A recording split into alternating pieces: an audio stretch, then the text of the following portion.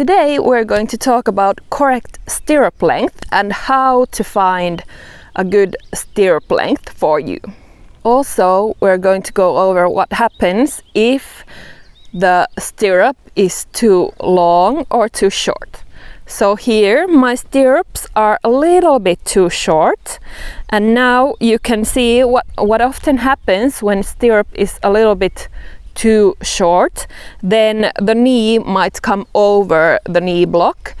This depends so much on the design, which kind of saddle you ride in.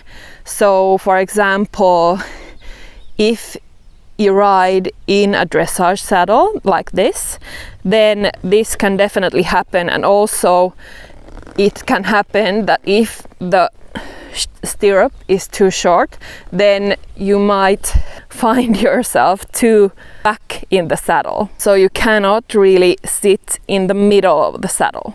And you might kind of push yourself out of the saddle also. It might be a little bit difficult to really sit around the horse and in the saddle. Now, if my stirrup would be too long, so let's say my stirrup would be this long, now I don't have enough angles in my joints, so my hip joint is going to be too straight, also my knee is going to be too straight, and now I cannot really be supple in my joints anymore. And it also might be a little bit difficult to find a good contact with the stirrup, and this often makes a leg very stiff. And what also might happen if the stirrups are too long is that my pelvis might rotate forward like this. If there's a little bit too much maybe stiffness in my hip flexors, then if I don't have enough mobility, then this could definitely happen and the thigh is too vertical.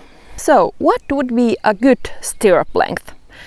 There is a rule of thumb that the thigh bone, so the femur, should be around 45 degrees angle. So I think here would be a good stirrup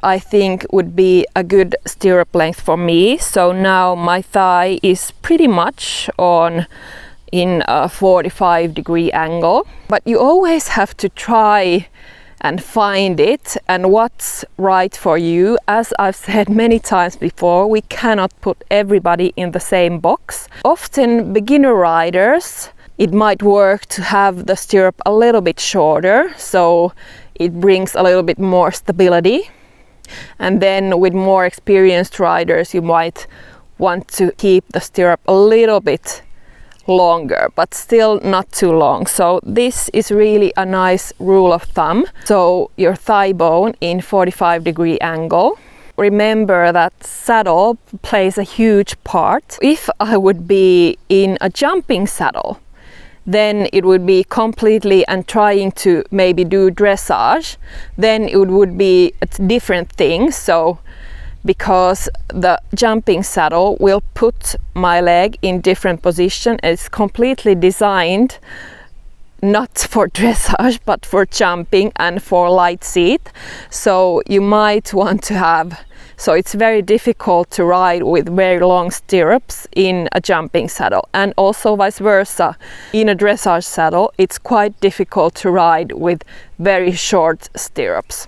And it might even vary between horses. So if you're riding a very wide horse compared to a very narrow horse, you also might need to adjust the stirrup length a little bit. Anyway, I hope this was helpful, and I'll see you in the next video. Bye!